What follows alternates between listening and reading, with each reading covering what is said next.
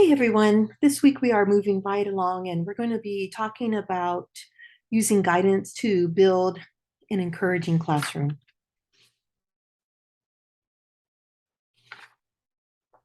All right, so we need to ask ourselves some guiding questions.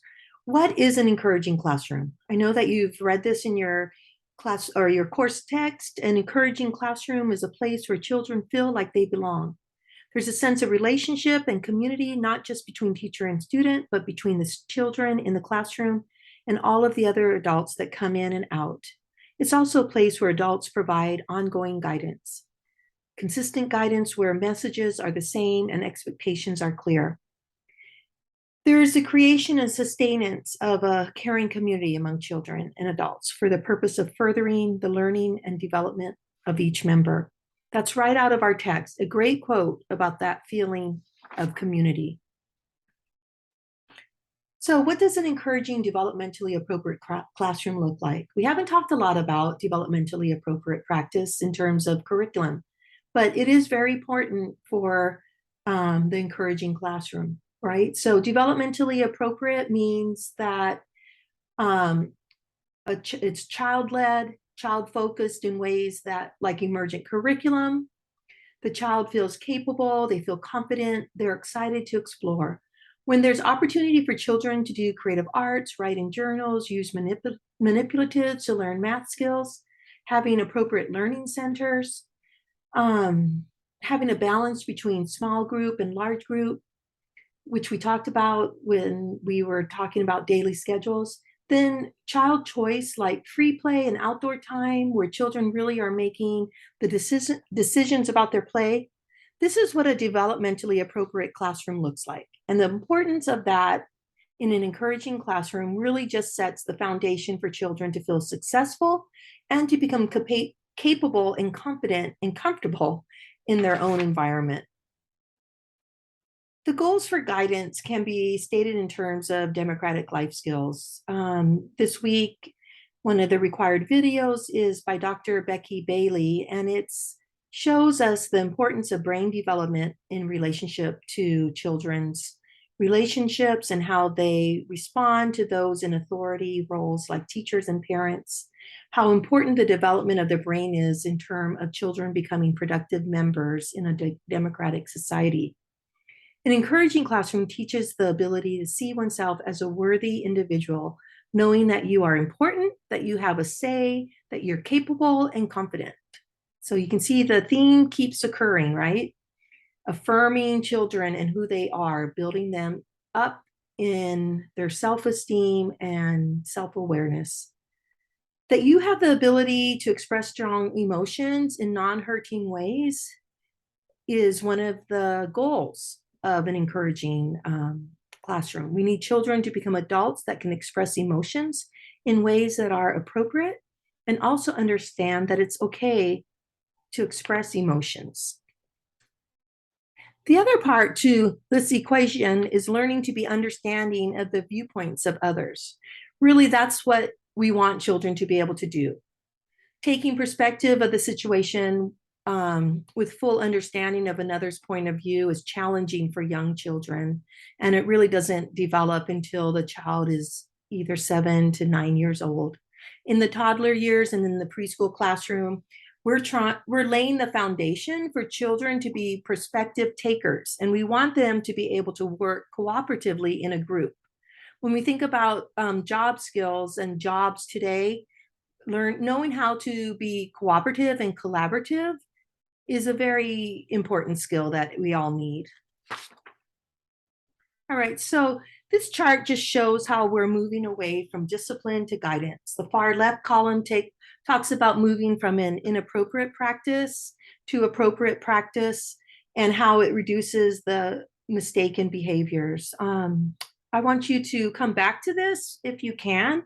We're not going to really look at it and go through it very much, but I would recommend that you have a chance to look through each of these columns and think about how it affects each other, right?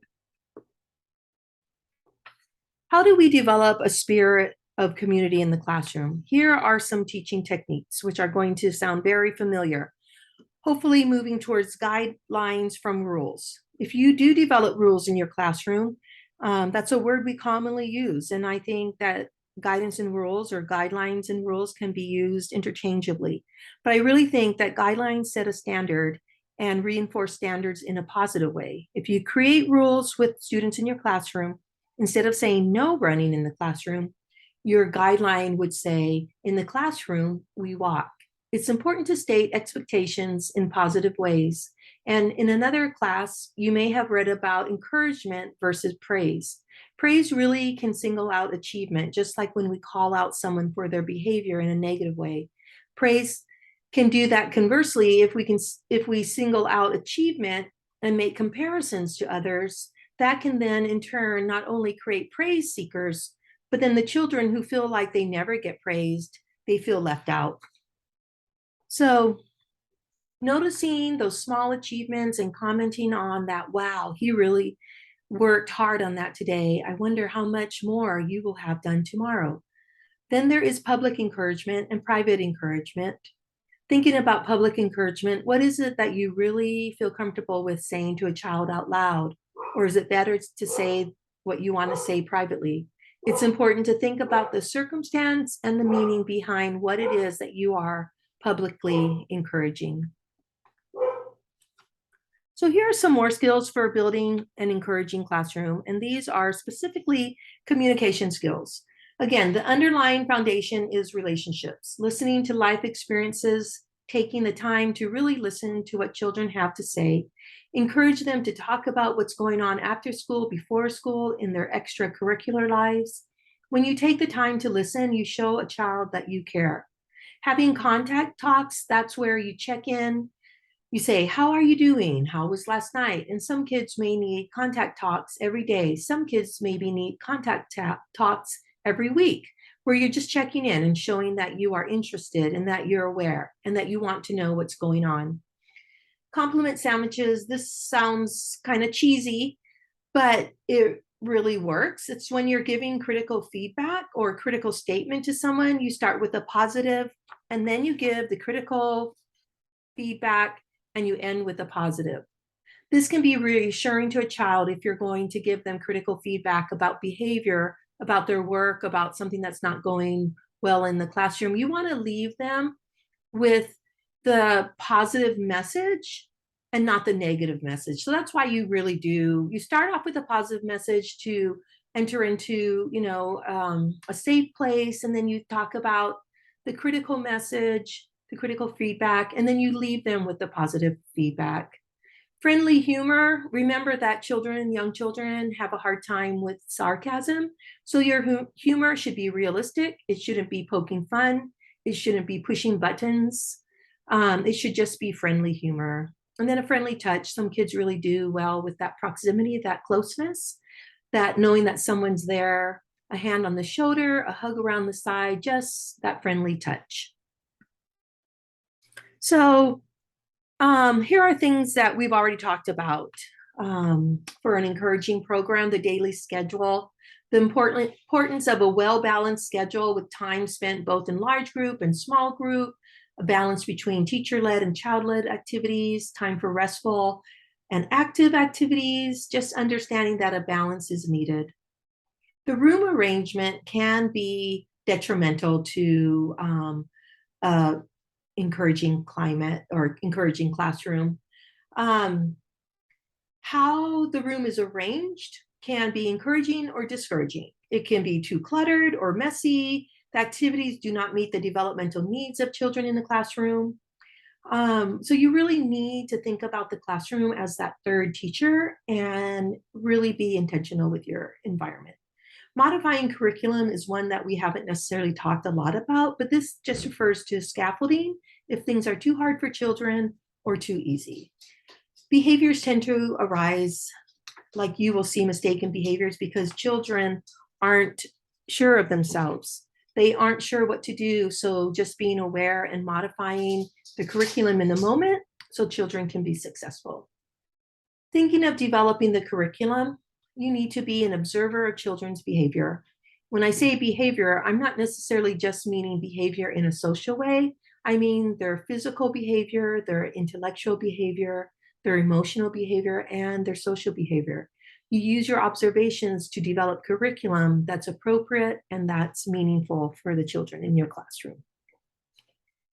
So there are some things that you can do to support an encouraging classroom, and here are a couple. Curriculum that are specifically designed for teaching empathy skills, teaching social skills. One of them is called Second Step. If you're working in a Head Start or ECAP program, it's a commonly used curriculum. It's also being used in elementary schools. In our reading, the text talks about a peace wall, and that's creating a space in your classroom where two children who are having a conflict can come and take the time to get help from an adult to resolve a conflict. Let's see. Class meetings and the importance of meeting regularly to help strengthen the classroom community, to help with conflict resolution, and to help children be on the same page with each other and feel like they are a member of a community. Common types of conflicts in the early childhood environment include possession disputes, when two children want the same toy and perhaps there's not a second one for both to enjoy. Name calling, sometimes children don't quite have the language skills or the ability to think of other things to say, and they retaliate to certain disputes with name calling. Attention getting, kids that also need to get a caregiver's attention, and sometimes they don't quite know how to get an adult's attention in a positive way, so they'll go out of their way to find various ways to get attention. And in the converse to this is that there are also children who are escapers or avoiders who want to avoid attention. The power struggle. Struggles can happen between children and adults and children. By thinking of ways that we can support children who are engaged in power struggles, right? Can you find ways to say yes? So the 5-finger method is a strategy that is described in our book. I won't go through it.